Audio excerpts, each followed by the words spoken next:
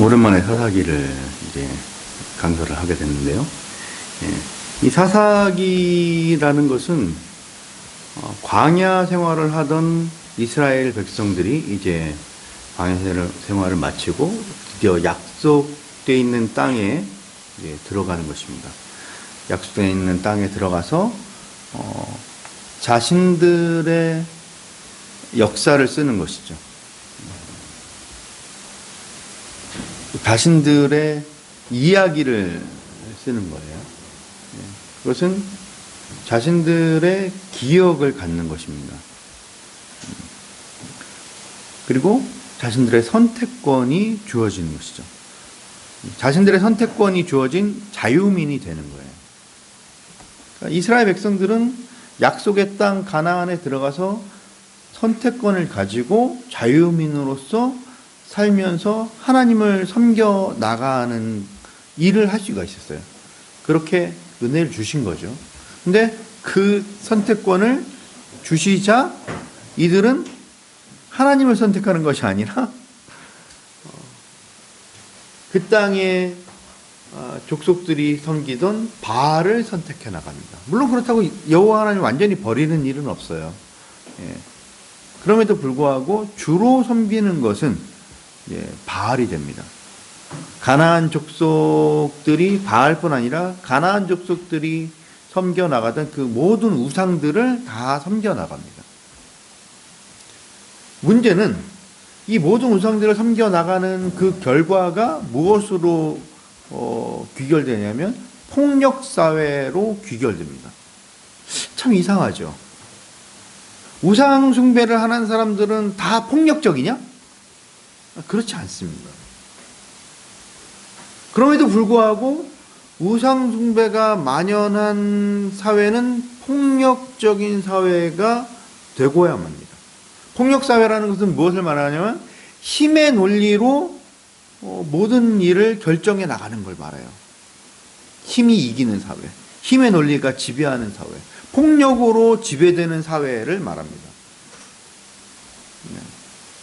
이건 뭐 우리가 조금만 생각해 보면 우리로서는 너무 쉽게 납득할 수 있죠. 얼마 전까지 이 나라의 대통령이라는 자와 그 부인이라는 여자는 누가 뭐래도 우상 숭배자들이옵니다. 아주 뭐 사술적인 거에 완전히 심취해서 그 옆에 이제 뭐 무슨 천공이니 무슨 건진이니 뭐 이런 법사들 데려다 놓고 자기가 영적인 사람이라서 뭐 구약 성경을 다 외우고 성경을 다 외우고 뭐 내가 웬만한 법사들보다 더 영적인 걸 잘 본다 뭐 이런 사람들이 그들이 가지고 있는 그 폭력성이라는 것은 이렇게 사실상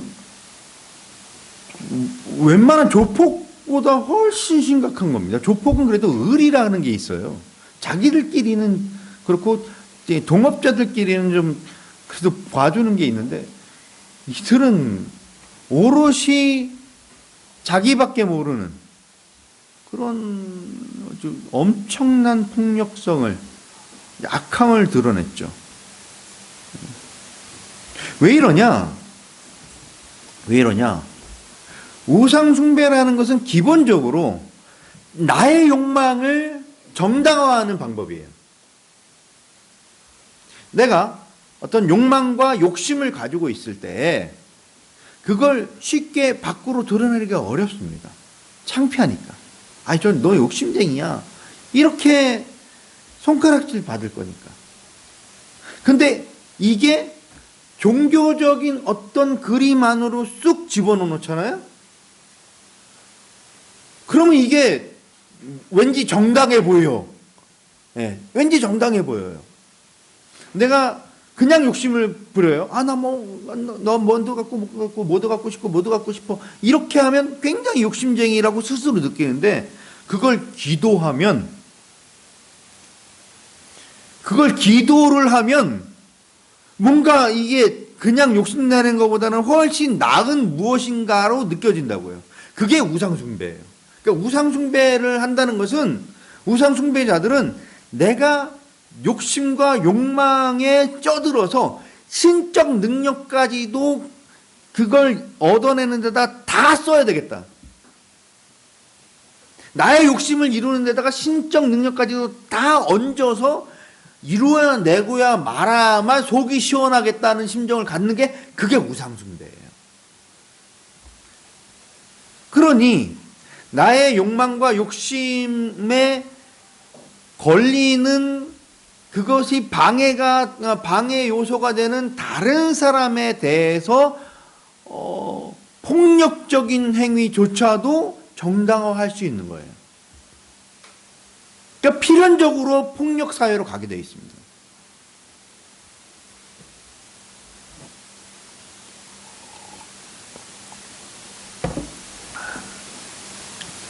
하나님께서는 이 가나안 땅에 넣으시면서 너희는 나를 믿어서 폭력 사회가 되지 말고 너희가 서로 사랑하고 서로 보듬어 주는 그런 사회가 되도록, 그래서 그 속에서 자유를 누리며 하나님을 섬겨 나가는 세상을 만들라고 가나안 땅에 넣으신 거예요. 거기서 정의와 평화를 구현해 내라고 하신 겁니다. 폭력사회에 대한 거부를 하라는 말이에요. 다른 사람을 억압하고 압제하는 일이 일어나지 않도록 해라 이거예요. 그게 십계명의 기본이에요.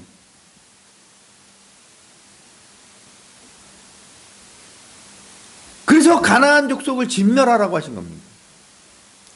가나안 족속을 진멸하라고 하시니까 당신의 백성들을 굉장히 강하고 폭력적인 백성으로 그렇게 만드시고자 했다고 착각하는데요. 그 가나안 족속을 진멸하라는 의미는 그들이 가지고 있는 폭력성을 너희는 따르지 말라는 의미란 말이에요. 너희는 그렇게 살지 말란 말이에요. 근데 그렇게 하지 못했죠. 결국은 가나안 족속을 다 쫓아내지 못했습니다. 그들이 세웠던 산성을 다 허물라고 했는데 그 산성을 놔뒀다고요. 왜요? 쓸만하거든요. 쓸만하거든요. 가나안 족속을 다 내쫓아라. 안 내쫓았어요. 왜요? 종으로 쓰면 되는데 왜 굳이 내쫓냐는 거예요.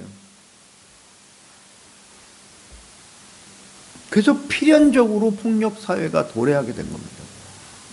자기들이 쓸만하다고 만들어 놓은 산성, 남겨놨던 산성은 고스란히 뺏겨서 도로 돌아가서 그 산성을 공고히 쌓는 큰 세력에 의해서 자기들이 압제를 당하는 일을 이제 만나게 되는 겁니다. 이렇게 자기들의 욕심을 따라서 필연적으로 만나게 된 이 폭력사회에 이스라엘은 결국 비명을 지르죠. 죽겠습니다. 그러면 하나님께서 그들을 구원하십니다. 하나님이 오셔서 구원해 주십니다. 처음에는 여호와 하나님 우리 죽겠습니다 이렇게 호소를 해요. 그 하나님 구원해 주셔요. 나중에는 그것도 없어요. 그냥 죽겠습니다 해요. 그래도 하나님 구원해 주신다고요. 놀랍죠. 문제는 이렇게 하나님께서 반복적으로 구원을 해 주시는데, 그런데도 불구하고 이스라엘 백성은 그 신앙과 믿음이 자라질 않습니다. 진보하질 않아요. 물론 죽겠습니다 구원해 주십시오 해서 구원을 얻어요.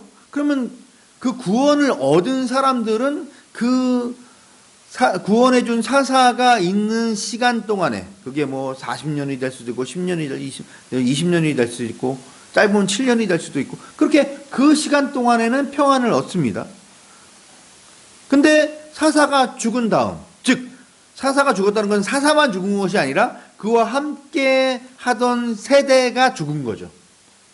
그러면 그 세대가 죽고 나면 그 다음 세대가 올 때에는 도로 악행을 저지르는 대로, 도로 우상숭배에 빠지고 그 우상숭배에 빠져서 필연적으로 폭력적인 사회가 되고, 폭력적인 사회가 자기를 덮쳐서 자기들이 그 고통을 고스란히 받는 그 악한 사이클에 고스란히 들어갑니다. 다음 세대가 뭔가 진보하는 게 없어요. 부모 세대가 그것을 경험을 하고 그 신앙의 그 반성을 하고 굳건한 믿음을 가졌는데 그 다음 세대에 가서 그것이 전수되지 않는다고요. 놀라운 일입니다. 여기서 우리가 알 수 있는 것은 신앙이라는 것은 관념적으로 교육한다고 해서 다음 세대로 넘어가지 않는다는 걸 말해요. 알려야죠. 내 자녀에게 가르쳐야죠. 근데 그 자녀에게 죽도록 가르치는데 그 자녀는 그거를 머리로 배워서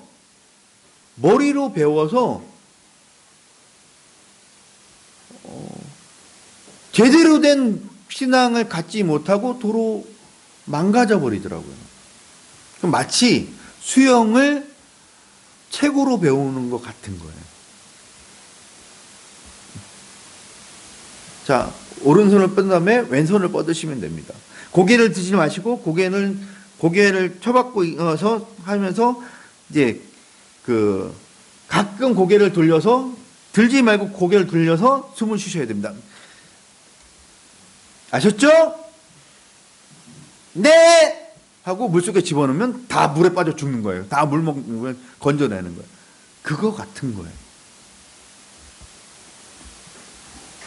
결국 그 다음 세대도 자기들이 만난 상황에 따라서 부딪히면서 결국 신앙을 배우고 믿음을 배우는 거예요. 믿음이란 그런 겁니다.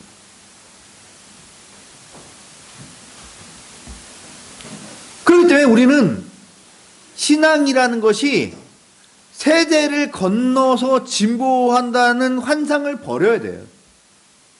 그러니까 미안한 얘기지만 제가 당하고 우리 세대가 당하고 우리 세대가 어려웠던 그 모든 고통이라는 것이 그냥 우리 세대의 고통이었을 뿐이지 여러분은 여러분에게 주어질 여러 가지 순환과 고통이라는 것을 당할 거라고 생각을 하셔야 된다는 거예요. 그건 우리가 이렇게 저는 한동안은 그런 기대가 있었던 것 같아요. 잘 가르치면 이 신앙으로 말미암은 고통을 좀 피해갈 수 있지 않을까, 좀 덜 할 수 있지 않을까 생각했는데 그렇지 않고 여러분 아무리 잘 가르쳐도 여러분은 여러분이 만나는 신앙의 고통이라는 것을 경험을 할 수밖에 없는 거다라는 것은 이제 자명한 것 같습니다. 물론 그것이 이스라엘 백성들이 하듯이 배교의 형태여서는 안 되죠. 그죠? 배교함으로 말미암아 거기에 따르는 형벌의 형태여서는 안 돼요. 예. 그럴 필요는 없습니다만 그럼에도 불구하고 우리는 환난과 고통과 고난을 통해서 우리의 신앙이 자란다는 그 사실을 인정해야 됩니다. 왜냐하면 우리가 살고 있는 세상은 하나님의 나라가 아니라 이 세상이고 이 세상에 들어와 있는 하나님의 나라에 사는 거거든요. 남의 나라에 와서 물도 환경도 계절도 사람도 다 다른 데에 와서 살면 얼마나 어려운 겁니까? 그것처럼 이 세상 속에 하나님 나라로 산다는 것은 항상 그러한 어려움과 환난과 고통이 있는 것이라는 것을 인정해야 됩니다. 근데 우리는 자꾸 신앙이라는 걸 뭐라고 느끼냐면 나의 문제를 없애주는 것이라고 생각한다고요. 나의 모든 문제가 일거에 사라질 수 있는 어떤 비법, 아니 일거에 다 사라지진 않더라도 일부분만이라도 신앙이라는 걸 가지면 내가 A에 대한, 그러니까 신앙이라는 걸 가지면 이거와 관계없는 나의 삶의 실질적인 A 부분, B 부분, C 부분, D 부분이 있을 때 내가 신앙을 세게 하면 A 부분이 사라지고, 그걸 더 배가하면 B 부분까지 없어지고, 그걸 더 배가하면 C 부분까지 없어지고, 내가 완전한 신앙을 가지면 내 모든 삶의 문제가 다 사라져서 나는 좋네, 나는 좋네, 할렐루야, 나는 천국에 살아요, 이렇게 되는 것이 신앙이라는 그런 착각을 자꾸 갖기 시작한단 말이에요. 신앙은 그게 아니에요. 오늘 내가 만나는 모든 일 속에서 기도하며 사고하며 인내하며 충성할 것을 요구받는 것이 신앙입니다. 그렇기 때문에 내가 오늘 만나는 이 세상의 삶이란 것은 하나님 나라가 아니라 이 세상의 삶이기 때문에 내가 하나님 나라 백성으로서 오늘 이 세상과 만나는 거예요. 당연히 다르죠. 당연히 거기서 부딪히는 것이 다르죠. 내가 하나님 나라 백성으로서 사는 능력이 월중하면 이 세상에서의 삶의 문제를 만날 때 조금 더 수월하고 좀 더 잘할 수 있겠지만, 그런데 나의 믿음도 부족하기 때문에 이 부족한 믿음으로 이 세상의 삶을 만날 때 부딪혀서 깨진단 말이에요. 그게 우리가 당하는 고난과 고통인 거예요. 그러면 신앙이 조금 더 잘하면 우리의 고통도 좀 적어지나요? 아니요. 그러면 더 센 문제를 만나게 돼 있다고요. 왜요? 하나님께서는 우리가 어린애 같은 자리에 멈춰 있지 못하게 하기 위해서 더 고도한 데로 자꾸 나가게 하시는 거예요. 그게 우리의 인생이라고요. 그러니까 우리 인생 내내 우리는 편안한 신앙생활이라는 것을 꿈꾸면 안 되고, 날마다 새롭게 자라며 우리의 인격이 훌륭해지는 그런 과정을 거쳐 나가는 신앙이라는 사실을 늘 유념해야 됩니다. 오히려 아무런 의심도 없고 괴로움도 없다면 그것은 거짓 신앙인 거예요. 왜냐?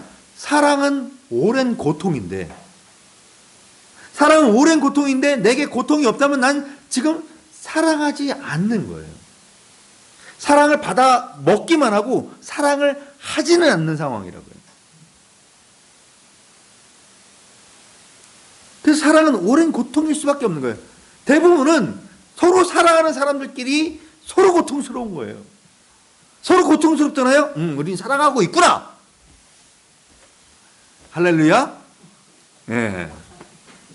이 아멘 나와야 돼, 이런 때는. 자, 서로 너무 고통스럽다. 그럼 서로 사랑하고 있구나. 할렐루야. 서로 사랑한다면서 서로 너무 좋기만 하잖아요. 그러면 뭐 약 먹은 거예요, 양쪽이 다. 네, 그럴 수가 없습니다. 한쪽이 계속 고통스럽고 한쪽이 너무 좋을 수는 있어요. 네. 그 착각하는 거죠. 한쪽은 사랑을 하는 거고요, 한쪽은 사랑하지 않는 거예요. 근데 그런 놀라운 인격을 끝까지 잘 가지고 가는 사람은 드물고요. 대부분은 서로 고통스러운 거예요.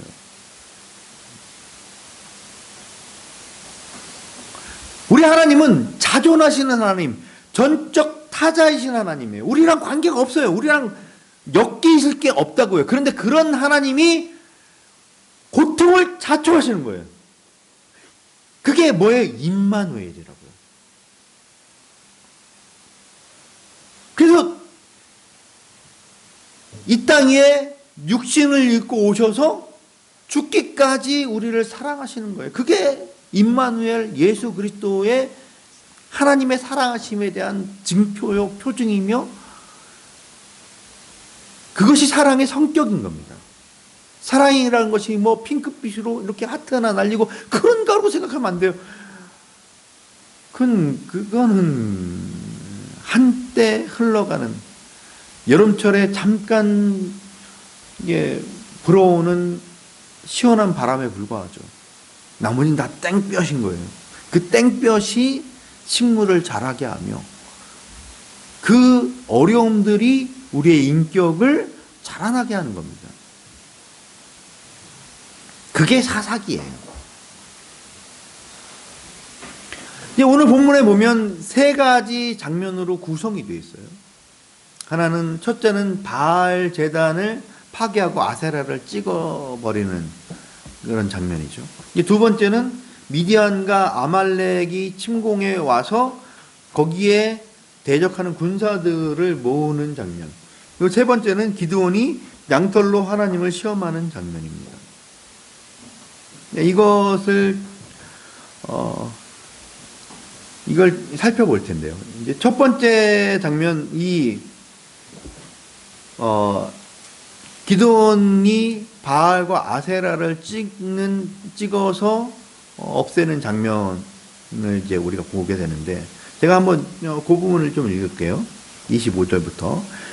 그날 밤에 여호와께서 기드온에게 이르시되 내 아버지에게 있는 수소 곧 7년 된 둘째 수소를 끌어오고 내 아버지에게 있는 바알 제단을 헐며 그 곁의 아세라상을 찍고 또 여기까지 읽겠습니다. 그 아세라상을 찍으라고 했어요. 그런데 여기서 지금 읽으면서 뭘 느끼셨어요? 뭐가 좀 어라? 라는 느낌이 듭니까?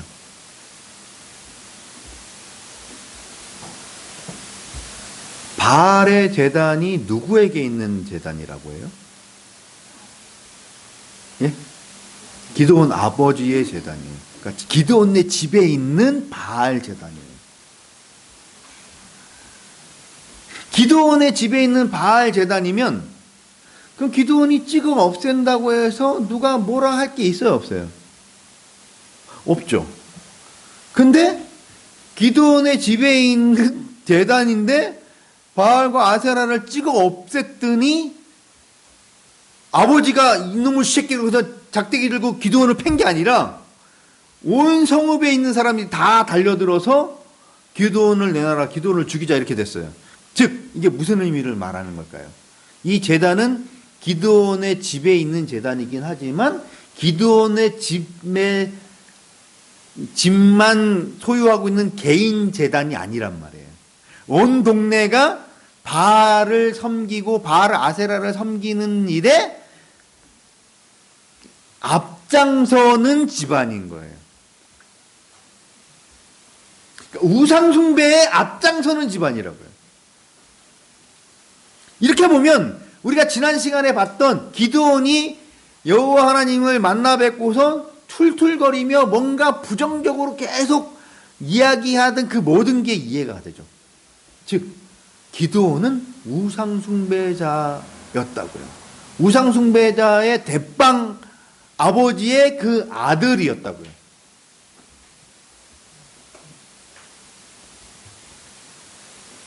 물론 이스라엘 백성이 여호와 하나님을 완전히 떠나진 않습니다. 옆에 처박아 놓죠. 옆에 처박아 놓고 앞에서는 휘황찬란하게 바알 숭배, 우상 숭배를 하는 거예요. 이게 우리에게 굉장히 큰 충격입니다. 우상 숭배자를 들어 쓰신 거예요. 성경에서 우상 숭배는 가장 최악의 악함이란 말이에요. 그게 모든 악의 근원이에요. 근데 그런 우상 숭배자를 부르시고 구원자로 쓰시는 거예요. 놀라운 일입니다. 사실상 우리의 구원의 성격이 바로 이러한 겁니다. 우리가 죄인 되었을 때 우리를 구원하신다고요. 자꾸 우린 착각을 해요. 우리가 무엇을 해야 구원을 얻는다고 생각해요. 그렇지 않고 구원은 전적인 하나님 쪽에서의 능력이라고요. 우리가 죄인 되었을 때, 하나님을 찾지 않을 때, 하나님을 아예 모를 때, 감각이 없을 때, 죽은 자같이 영적으로 죽은 자여서 하나님에 대한 감각이 없을 때 우리를 불러서 구원하신 거예요. 마찬가지로 기드온도 똑같이 하나님에 대한 감각이 완전히 소멸되어 있을 때 우상숭배의 대빵의 집안의 아들로 있는 기드온을 불러서 하나님의 구원을 이루게 하시는 겁니다. 이걸 다시 한번 우리가 확인할 수 있는 겁니다. 이 우상숭배자를 부르시면서 그 우상을 찍어버리라는 명령을 하셔요. 근데 재밌는 건 자, 우상을 찍어 없애라. 이렇게 하지 않으시고 어떻게 명령하시냐면 26절부터 볼게요. 또 이 산성 꼭대기에 내 하나님 여호와를 위하여 규례대로 한 제단을 쌓고 그 둘째 소를 잡아 내가 찍은 아세라 나무로 번제를 드릴지니라 하시니라. 번제를 드리라고 하는데 뭘로 드리라고 해요? 찍어서 가져온 아세라 상으로, 그 나무로 번제를 드리라고 한다고요. 즉 찍어서 없앴습니다 하고 어디다가 신성한 물건이라고 처박아 놓고 다음에 이렇게 봤다가 또 갖다 놓을까 봐 아예 내 앞에 갖고 와서 태워라 이거예요. 내 앞에 갖고 와서 태워라. 왜요? 기드온은요, 본성적으로 내재적으로 우상숭배가 이게 그 몸에 배어 있는 사람입니다. 어떻게 그렇게 말할 수 있냐고요? 나중에 전쟁에 다 이기고 나서 금을 달라고 한 다음에 그 금을 가지고 뭘 만드냐면 에봇이라는 것을 만들어요. 그것은 제사장들이 입는, 구약의 제사장들이 입고 이렇게 하나님의 뜻을 묻는 그런 옷이에요. 근데 그 에봇을, 금 에봇을 만들었다는 건 지가 입기 위해서 만든 게 아니에요. 그걸 만들어 놓고 그걸 우상 숭배하듯이 아세라상, 바알상을 세워놓듯이 세워놓으려고 에봇을 만들었다고요. 하나님께서 부르셔서 구원자로 활동하고 나서도 여전히 우상 숭배할 때 그 패턴을, 그 습성을 버리지 못할 만큼 우상 숭배가 몸에 쪄들어 있는 거예요. 그러니 하나님 쪽에서 야, 우상을 찍어서 버려라 라고 하면 네 알겠습니다는 할지 모르지만 가져다가 고스란히 어디 창고 같은 데다 잘 숨겨놨다가 여차하면 갖다 세울 수 있으니까 가져와서 태워라.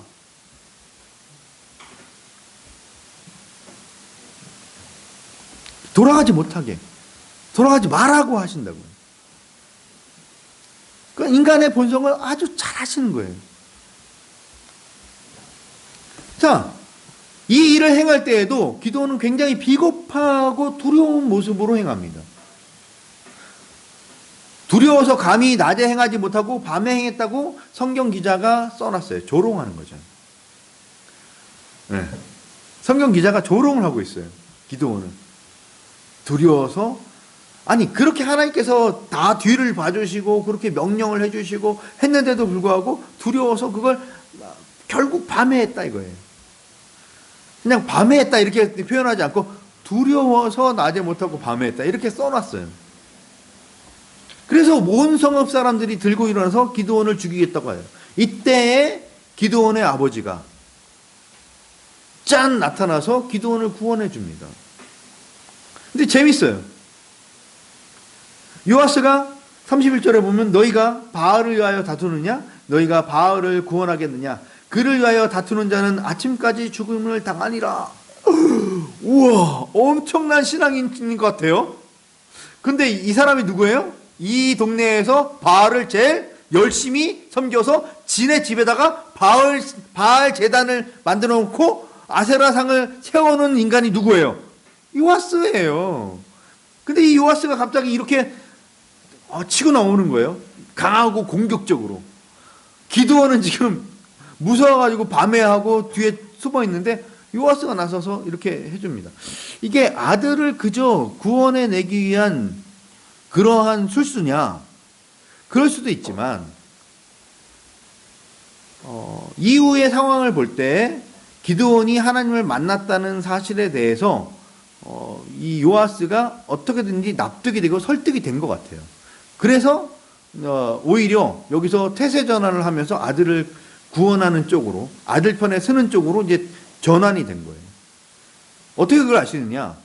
기드온이 여기서 여룻바알이라는 이름을 얻게 되는 이 상황이 있고 나서 그 다음에 나타나는 것이 뭐냐면 외적이 쳐들어와서 그 외적에 맞서기 위해서 사자들을 보내는 장면이에요.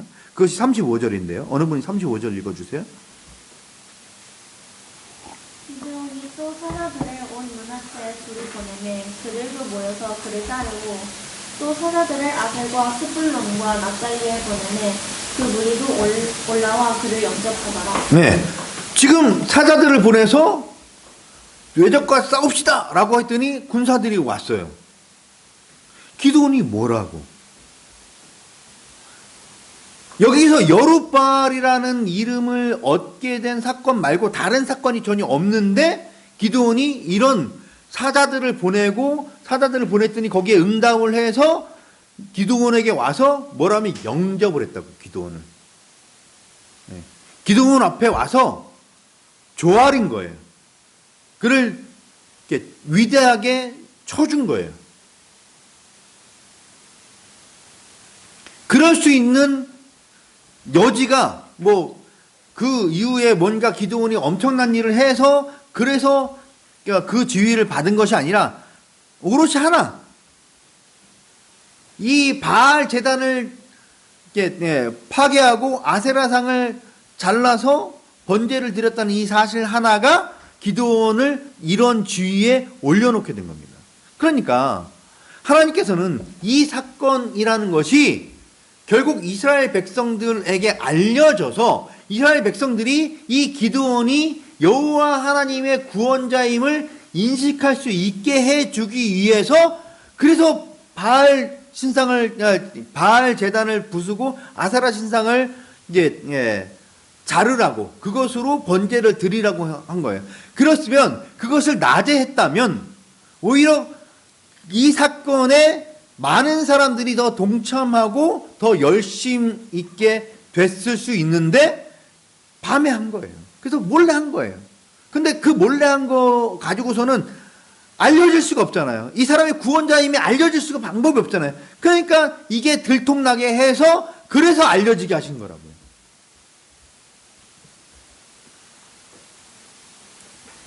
이 여룻바알이라는 사람이 그래서 전국적인 인물이 됐습니다.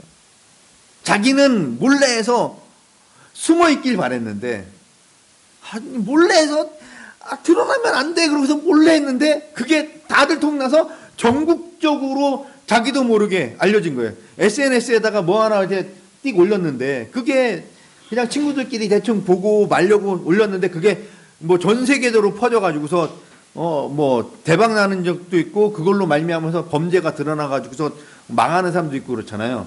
예, 그런 건 거예요.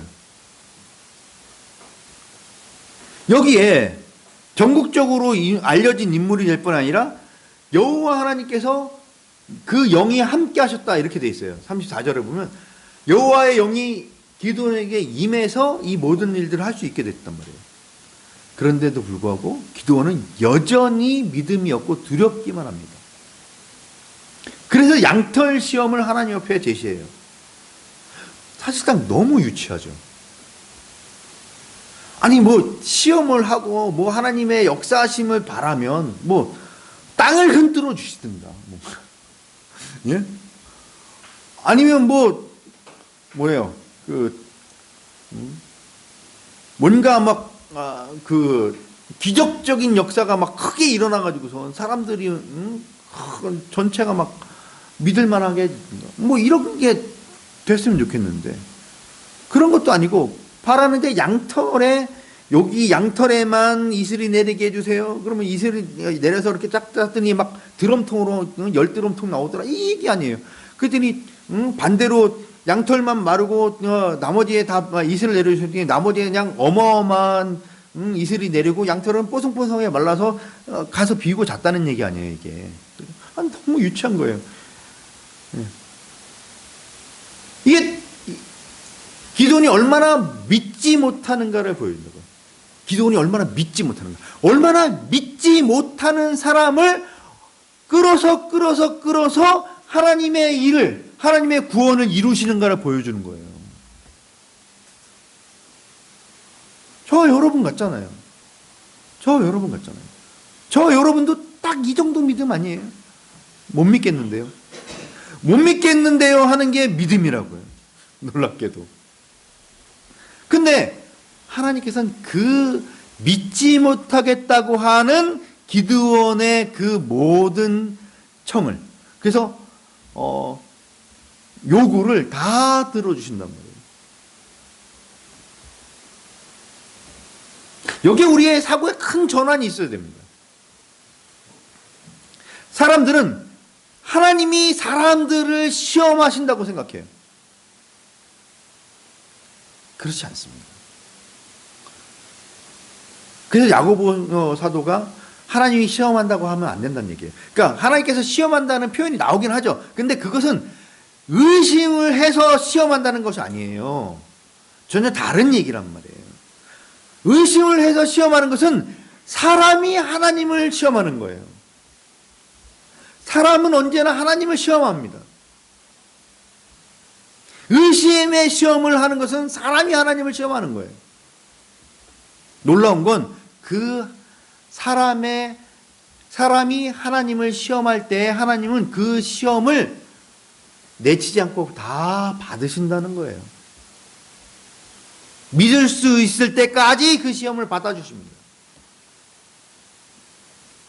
예수님을 믿지 못하고 예수님의 부활을 믿지 못하고 과학적으로 경험적으로 합리적으로 따지고 들며 의심했던 도마에게 그러면 안 되지라고 하지 않고 나타나셔서 당신의 육체를 만져보고 그런 다음에 믿을 수 있게끔 그렇게 해 주신 것이 바로 예수님이십니다. 그것이 하나님이십니다. 우리의 불신을 정죄하고 좌절케 하지 않으시고 우리의 불신이라는 것을 다 믿을 수 있는 데까지 이끌고 나가신다고요. 그런데 우리는 우리 스스로의 불신에 대해서 좌절합니다. 절망합니다.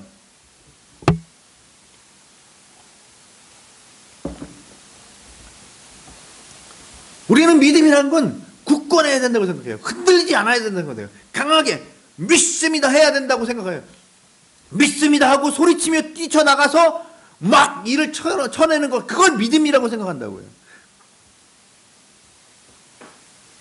왠지 그런 강력한 믿음의 행보를 하지 않으면 하나님께서 나한테 벌을 주지 않을까라는 두려움을 갖고 있다고요. 그러나 믿음이란 건 그런 게 아니에요. 신앙이란 거는 그런 게 아니에요. 신앙이란 건 희미한 거예요. 늘 생각을 해야 돼요. 늘 사고를 해야 돼요. 그래서 늘 사고해야 되는 이유는 뭐예요? 잘 몰라서 그러는 거예요. 잘 모르니까 자꾸 생각해야 돼요. 확신이 없는 거예요. 그러니까 뭐예요? 마음속에 조마조마한 거예요. 우리는 잘 모르겠고 그래서 자꾸 생각해야 되고 확신이 없고 조마조마하면 우리가 믿음이 없고 우리가 신앙이 없다고 생각하는데 그게 신앙이 있는 거예요. 오히려 그런 거가 없이 확고한 확신이 있는 거면 그게 거짓 신앙이라고요. 그게 뭔가 이상한 신앙이라고요. 왜냐하면 신앙이란 앞에서도 말씀드렸지만 이 세상의 흐름의 법칙 안에 우리가 하나님 나라의 법칙으로 살아내는 거란 말이에요. 쉬울 리가 없죠. 당연할 리가 없죠.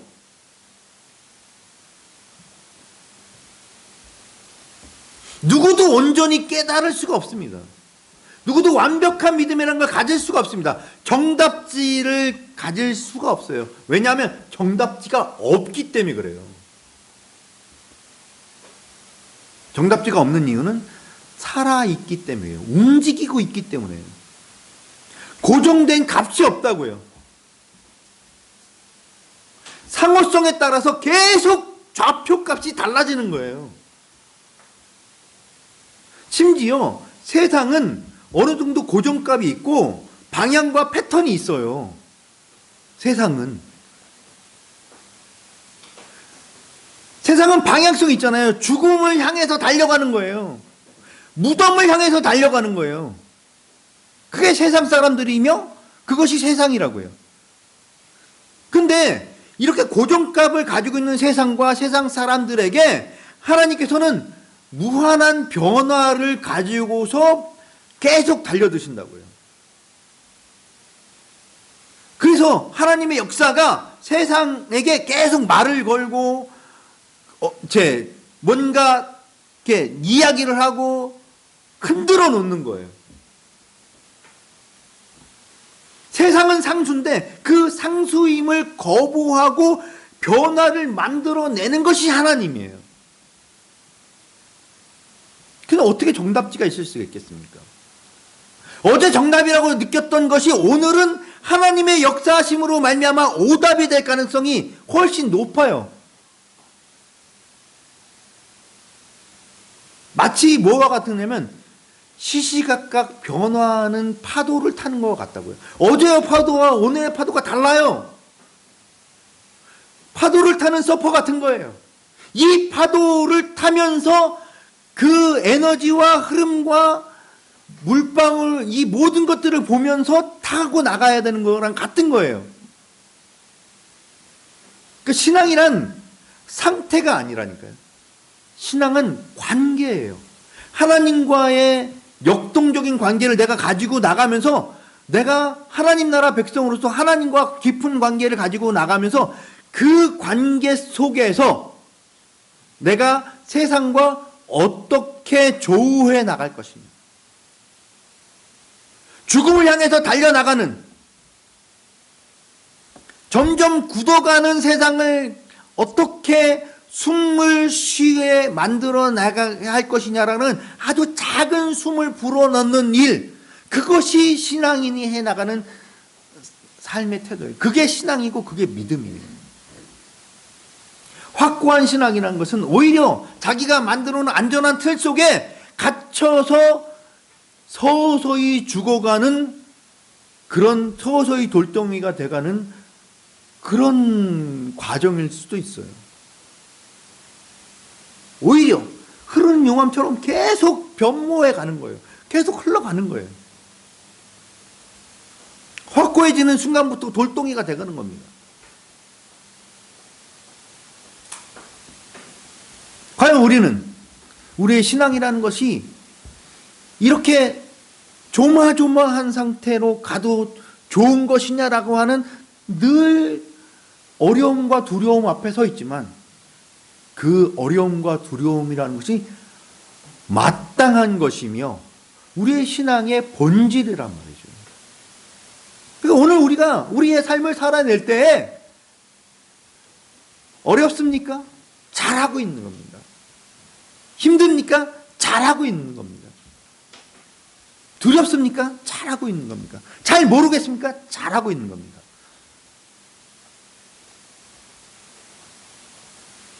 잘 모르는 게 잘하고 있는 거라고요.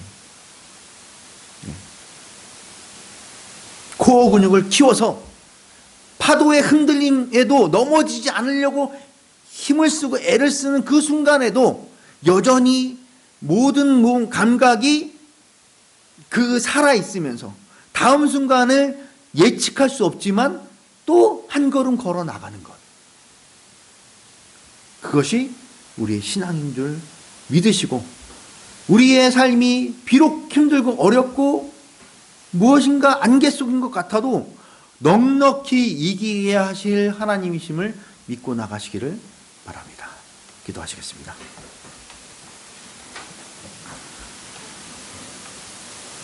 하나님께서 우상숭배자인 기드온을 부르시고 그 우상숭배 세계에서 자신을 끊어내게 하실 뿐 아니라 그가 여전히 믿지 못하고 있음에도 불구하고 그를 믿음의 걸음으로 한 걸음 한 걸음 이끌어 나가셔서 궁극에 이르러 하나님의 구원자로서의 사명을 완수할 수 있도록 은혜를 베푸셨습니다. 이것이 신앙이며 이것이 우리의 삶인 줄 압니다. 우리도 여전히 하나님을 믿는다고 하면서도 늘 두려움 가운데 있으며 확신이 없는 그런 상태에서 기도하며 나아가고 있습니다.